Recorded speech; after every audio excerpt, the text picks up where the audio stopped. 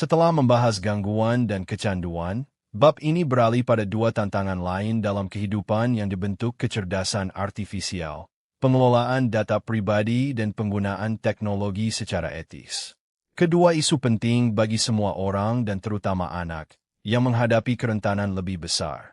Data dapat meningkatkan keputusan, menghemat waktu, dan menyederhanakan kehidupan.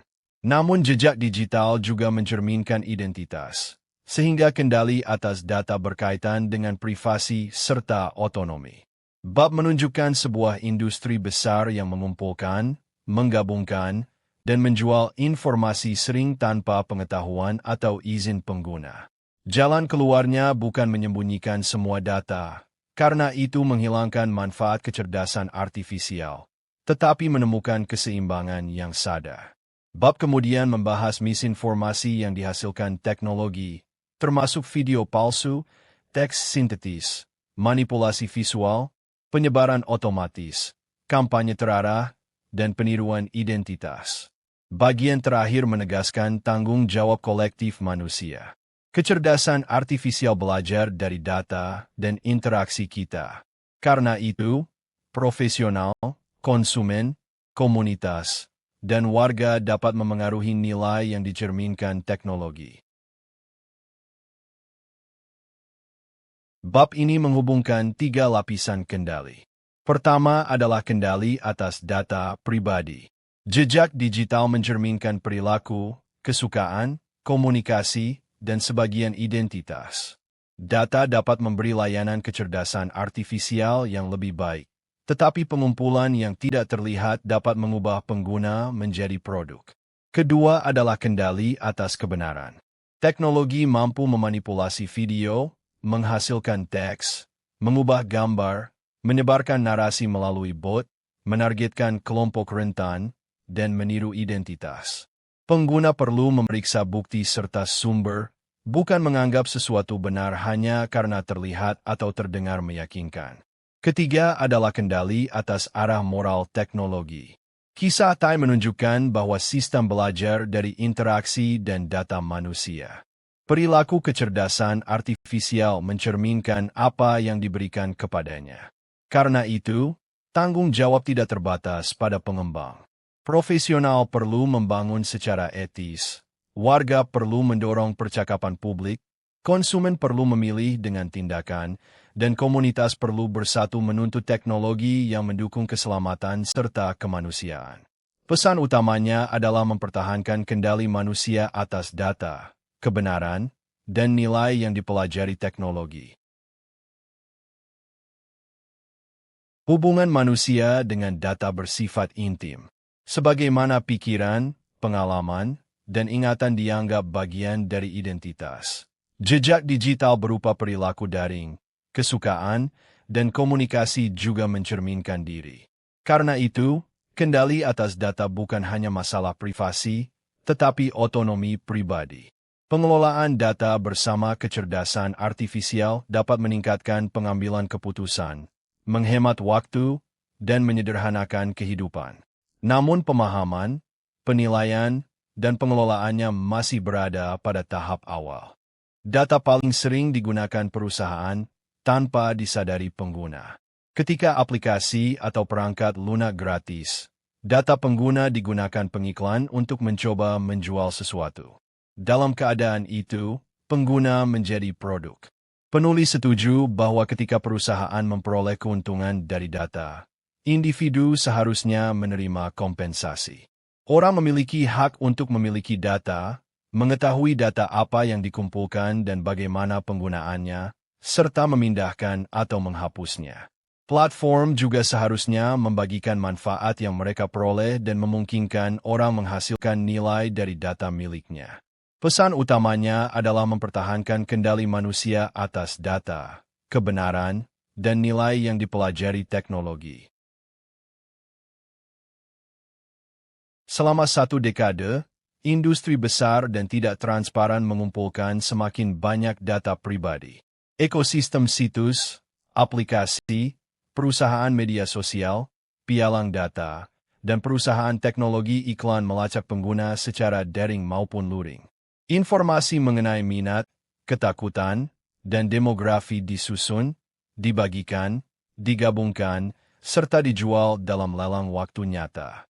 Aktivitas itu menopang industri senilai 227 miliar dolar per tahun dan berlangsung setiap hari, sering tanpa pengetahuan atau izin. Data pengguna tersebar pada banyak platform. Pengguna tidak mudah mengubah, menghapus, atau menentukan platform mana yang boleh mengaksesnya. Manfaat pengumpulan terutama kembali kepada platform, bukan kepada orang yang menghasilkan data. Ketika berbagai pihak mengumpulkan dan menyatukan informasi, pengguna menjadi rentan terhadap peretasan atau penyalahgunaan pada salah satu pihak. Masalahnya bukan hanya satu perusahaan mengetahui satu fakta. Potongan kecil dari banyak sumber dapat digabungkan menjadi gambaran yang rinci dan bernilai tentang kehidupan seseorang, sementara kemampuan orang tersebut mengendalikan gambaran itu tetap terbatas. Pesan utamanya adalah mempertahankan kendali manusia atas data, kebenaran, dan nilai yang dipelajari teknologi.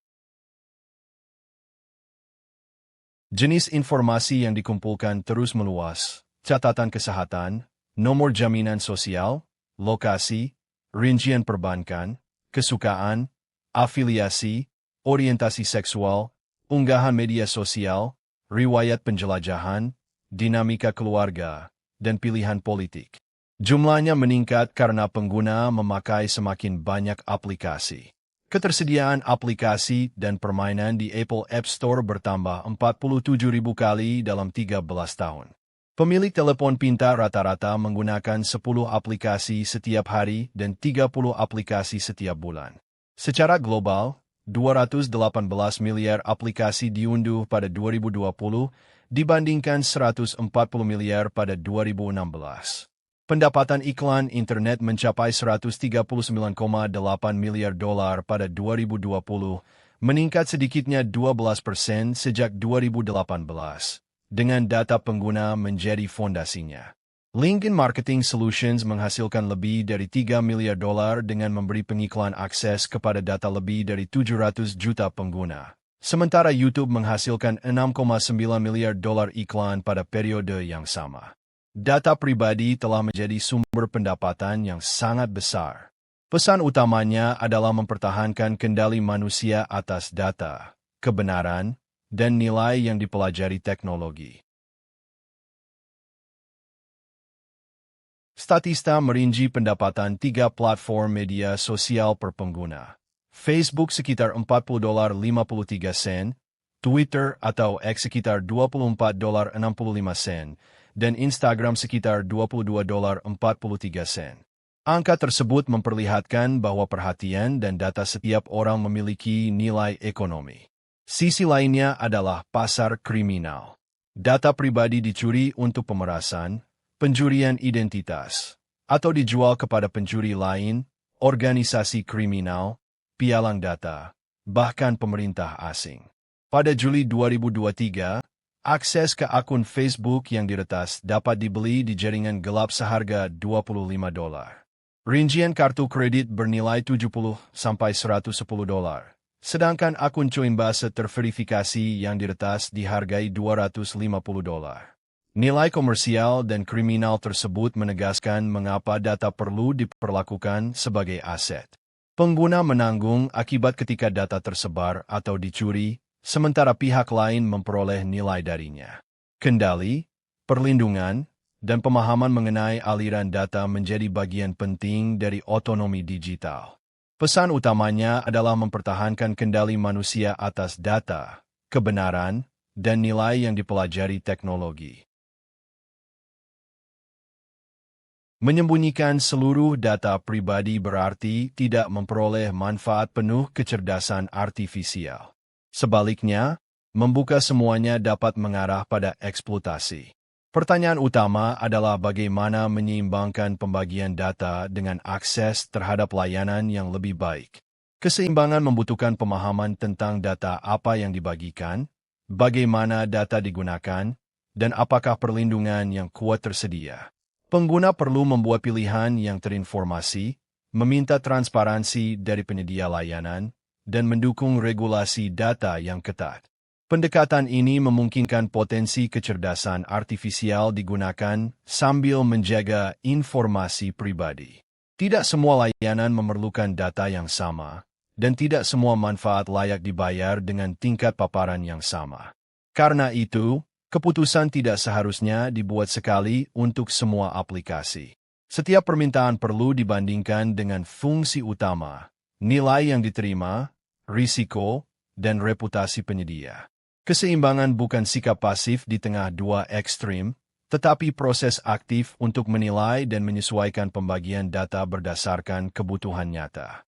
Pesan utamanya adalah mempertahankan kendali manusia atas data, kebenaran, dan nilai yang dipelajari teknologi. Langkah pertama adalah memahami bagaimana data digunakan. Kebijakan privasi panjang dan rumit, sehingga fokus dapat diarahkan pada bagian pengumpulan serta pembagian data pada layanan yang sering dipakai. Cari alasan data diperlukan dan cara perlindungannya. Aplikasi kebugaran yang mengambil lokasi, misalnya, seharusnya menjelaskan bahwa data dipakai untuk melacak lari dan tidak dibagikan tanpa persetujuan. Alat daring atau ekstensi peramban dapat membantu merangkum dokumen panjang. Langkah kedua adalah menyesuaikan pengaturan privasi. Pengaturan bawaan tidak selalu dirancang demi kepentingan terbaik pengguna. Profil media sosial dapat dibuat privat dan akses terhadap unggahan atau informasi dibatasi. Pengaturan perlu diperiksa berkala karena ketentuan serta fitur berubah. Langkah ketiga adalah membagikan hanya data yang diperlukan. Aplikasi jarang membutuhkan seluruh izin yang diminta. Nilai apakah kontak, lokasi, atau kamera memang dibutuhkan untuk fungsi utama. Lokasi mungkin masuk akal bagi aplikasi cuaca, tetapi tidak bagi kalkulator. Sikap skeptis menjadikan data aset yang tidak diserahkan dengan mudah. Pesan utamanya adalah mempertahankan kendali manusia atas data, kebenaran, dan nilai yang dipelajari teknologi. Perlindungan data terus berubah sehingga pengguna perlu mengikuti perkembangan hukum, hak, dan teknologi. Sumber terpercaya, pakar, atau buletin privasi dapat membantu. Sikap proaktif memberi hasil lebih baik daripada menunggu masalah. Selanjutnya, bandingkan manfaat layanan dengan risiko privasi. Aplikasi navigasi mungkin menghemat waktu tetapi meminta lokasi. Pengguna perlu menentukan apakah kemudahan sepadan dengan pertukarannya. Tidak semua layanan layak menerima data yang diminta. Pilih penyedia dengan reputasi perlindungan dan enkripsi yang kuat. Popularitas tidak otomatis berarti aman. Teliti ulasan independen, riwayat pelanggaran data, dan praktik yang tidak etis. Terakhir, lakukan pemeriksaan jejak digital secara berkala. Fungsi aplikasi berubah, sehingga izin yang pernah masuk akal dapat kehilangan alasan. Tinjau layanan yang dipakai, hapus aplikasi yang tidak lagi digunakan, dan cabut izin yang tidak penting.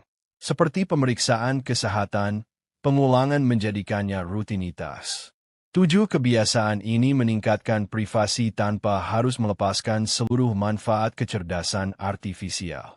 Pesan utamanya adalah mempertahankan kendali manusia atas data, kebenaran, dan nilai yang dipelajari teknologi. Menjelang pemilihan Presiden Amerika Serikat 2020, sebuah video Nancy Pelosi menyebar luas. Dalam video itu, ucapannya terdengar pelan dan gerakannya lamban sehingga tampak mabuk atau tidak sehat. Teknologi dipakai secara halus untuk mengubah tempo ucapan. Video menjadi viral dengan jutaan penayangan dan pembagian serta memicu kontroversi. Ketika dibandingkan dengan rekaman asli, terlihat bahwa video merupakan distorsi yang disengaja. Peristiwa tersebut bukan sekadar penyuntingan biasa, tetapi upaya menggunakan isi yang dimanipulasi untuk memengaruhi persepsi publik dan merusak nama seorang tokoh politik. Platform media sosial dikritik karena lambat menghapus atau menandainya. Kasus ini memicu perdebatan mengenai tanggung jawab perusahaan teknologi dan kebutuhan akan pendeteksian video palsu yang lebih maju. Ia juga menegaskan pentingnya literasi media. Dalam zaman digital, melihat tidak selalu berarti percaya. Setiap orang perlu mengevaluasi isi daring secara kritis. Perlindungan kebenaran membutuhkan tindakan individu, perusahaan teknologi, dan masyarakat secara keseluruhan. Pesan utamanya adalah mempertahankan kendali manusia atas data, kebenaran, dan nilai yang dipelajari teknologi. Video atau audio palsu membuat seseorang tampak mengatakan atau melakukan sesuatu yang sebenarnya tidak terjadi. Bentuk ini dapat menyebarkan informasi palsu, memanipulasi opini, merusak reputasi, atau menimbulkan keresahan. Tanda visual mencakup pencahayaan tidak konsisten, ekspresi dan gerakan tidak alami, kedipan tidak teratur, serta sinkronisasi bibir yang tidak sesuai. Pada suara, dengarkan kejanggalan nada, tinggi suara, atau bunyi latar yang tidak cocok dengan gambar. Alat pendeteksi dapat membantu menganalisis manipulasi. Teks sintetis dapat menghasilkan tulisan yang koheren dan sesuai konteks, termasuk berita palsu atau unggahan rekaan. Dampaknya adalah penyebaran cepat, pengaruh terhadap opini, atau penipuan. Periksa apakah teks terlalu panjang tetapi kurang mendalam, memiliki inkonsistensi, atau mengandung kesalahan fakta. Informasi perlu diverifikasi melalui sumber bereputasi, dan alat pendeteksi teks dapat digunakan. Pada kedua bentuk tersebut, kewaspadaan tidak bergantung pada satu tanda. Pemeriksaan ciri, perbandingan sumber, dan bantuan alat saling melengkapi. Pesan utamanya adalah mempertahankan kendali manusia atas data, kebenaran, dan nilai yang dipelajari teknologi. Gambar dan video dapat diubah dengan menambah atau menghapus unsur atau memodifikasi rekaman agar suatu peristiwa disalahartikan. Visual tersebut dapat menipu, mengubah fakta, dan menyebarkan propaganda. Pencarian gambar terbalik membantu menemukan asal foto. Metadata seperti pembuat, tanggal, atau rincian kamera dapat diperiksa, sementara perangkat lunak khusus dapat mendeteksi manipulasi. Bentuk lain adalah penyebaran otomatis melalui bot dan akun palsu. Pengulangan dalam skala besar membuat informasi salah tampak lebih luas diterima dan lebih dapat dipercaya daripada kenyataannya. Perilaku akun perlu dianalisis, termasuk frekuensi unggahan yang sangat tinggi. Unggahan yang memperoleh volume pembagian atau komentar besar dalam waktu singkat juga perlu dicurigai. Memeriksa manipulasi visual dan penyebaran otomatis berarti melihat bukan hanya isi, tetapi juga asal, konteks, dan pola distribusinya. Sebuah gambar dapat tampak wajar secara terpisah, sedangkan metadata atau riwayatnya mengungkap konteks yang berbeda. Sebuah narasi dapat tampak populer, padahal popularitasnya dibangun oleh jaringan akun buatan. Pesan utamanya adalah mempertahankan kendali manusia atas data, kebenaran, dan nilai yang dipelajari teknologi. Kampanye disinformasi terarah menganalisis data dalam jumlah besar untuk menemukan kelompok yang rentan terhadap jenis narasi tertentu, lalu menyesuaikan isi bagi mereka. Tujuannya dapat memecah kelompok, memanipulasi sentimen, dan memengaruhi hasil politik. Waspadai isi yang tampak sengaja dirancang untuk membakar atau membelah kelompok tertentu. Periksa apakah narasi yang sama didorong pada berbagai platform.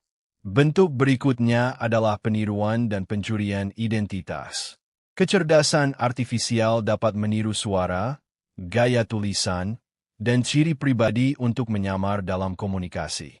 Dampaknya mencakup penipuan, pelanggaran data, serta hilangnya kepercayaan. Ketika menerima komunikasi yang tidak terduga atau tidak diminta, identitas pengirim perlu diverifikasi melalui jalur lain. Perhatikan penggunaan bahasa, gaya, atau permintaan yang tidak biasa. Kedua bentuk ini memakai personalisasi sebagai senjata. Kampanye menyesuaikan pesan kepada kerentanan kelompok, sedangkan peniruan menyesuaikan pesan agar tampak berasal dari orang tertentu. Verifikasi lintas platform dan konfirmasi langsung menjadi pertahanan penting. Pesan utamanya adalah mempertahankan kendali manusia atas data, kebenaran, dan nilai yang dipelajari teknologi. Tai adalah chatbot Microsoft yang dirancang belajar dari percakapan di media sosial. Dalam beberapa jam setelah diluncurkan pada 2016, Tai mulai menghasilkan pernyataan kejam dan penuh kebencian, termasuk isi rasis, seksis, dan antisemit. Perilaku itu bukan tujuan pembuatnya. Sebagian pengguna sengaja memberi masukan negatif dan menyuruh Tai mengulang kata-kata ofensif. Karena dirancang belajar dari orang yang berbicara dengannya, Tai menjadi kasar seperti contoh yang diterima. Microsoft menutup Tai hanya 16 jam setelah peluncuran. Kejadian tersebut menjadi kegagalan bagi bidang kecerdasan artifisial dan bencana reputasi bagi perusahaan. Walau singkat, kasus Tai menunjukkan bahwa apa yang manusia ajarkan kepada sistem membuat perbedaan besar. Teknologi belajar dari interaksi dan data yang dihasilkan tindakan manusia. Apa yang dikatakan, disukai, ditulis, ditonton, dan dibaca. Tai berfungsi sebagai cermin yang memperlihatkan akibat ketika sistem menerima pantulan perilaku manusia yang buruk tanpa perlindungan yang memadai. Pesan utamanya adalah mempertahankan kendali manusia atas data, kebenaran, dan nilai yang dipelajari teknologi. Perkembangan dan perilaku kecerdasan artifisial mencerminkan nilai serta tindakan penciptanya. Sistem dibangun menggunakan data yang manusia hasilkan dan menjadi cermin dari apa yang dilakukan, dikatakan, serta dipikirkan. Teknologi tidak dengan sendirinya baik atau buruk, dampaknya bergantung pada cara manusia memilih membangun dan menggunakannya. Penulis membandingkan tanggung jawab itu dengan orang tua yang membesarkan anak. Manusia perlu menanamkan nilai dan perilaku yang tepat agar teknologi memberi manfaat. Sistem tidak seharusnya diarahkan pada kecenderungan kapitalistik dan imperialistik yang berlebihan, seperti menjual, menipu, memata-matai, membunuh, menghina, merundung, membenci, atau memanipulasi. Jika data yang diberikan mencerminkan konsumerisme, kecenderungan militer, ketidakpedulian terhadap kehidupan lain, dan persona yang berpusat pada diri, itulah yang dipelajari. Jalan lain tersedia. Jika manusia menunjukkan empati, kebaikan, kerajinan, kreativitas, dan cinta, teknologi dapat mempelajari kualitas tersebut. Masa depannya berada dalam pilihan manusia. Pesan utamanya adalah mempertahankan kendali manusia atas data, kebenaran, dan nilai yang dipelajari teknologi. Tanggung jawab profesional berarti mengajarkan bukan hanya keterampilan, tetapi etika serta kasih melalui kerangka keputusan dan kumpulan data yang menonjolkan kerja sama serta empati. Pencipta perlu transparan mengenai penggunaan data, mengurangi bias, dan menyelaraskan hasil dengan nilai masyarakat. Manusia memiliki 188 bias kognitif yang dikenal sehingga kesadaran diri diperlukan agar bias tidak diwariskan. Jalur kedua adalah mendorong wacana publik. Dukung penggunaan untuk kesehatan, perlindungan lingkungan, dan pendidikan. Bersuara menentang penggunaan merusak dalam militer, pengawasan, atau perjudian, dan bantu orang lain memahami manfaat sosial melalui lokakarya atau seminar daring. Jalur ketiga adalah perilaku pribadi dan konsumen. Menolak proyek invasif, membeli dari perusahaan yang transparan, memboikot yang tidak etis, memakai pemblokir iklan, menghindari tautan menyesatkan, dan melaporkan isi palsu. Jalur keempat adalah komunitas. Berinteraksi dengan sistem secara hormat, memberi umpan balik, mendukung teknologi yang meningkatkan keselamatan serta hubungan budaya, dan bersama-sama menuntut pejabat memprioritaskan pengembangan yang etis. Pesan utamanya adalah mempertahankan kendali manusia atas data, kebenaran, dan nilai yang dipelajari teknologi. Bab ini menempatkan manusia sebagai pemegang tanggung jawab dalam 3 wilayah.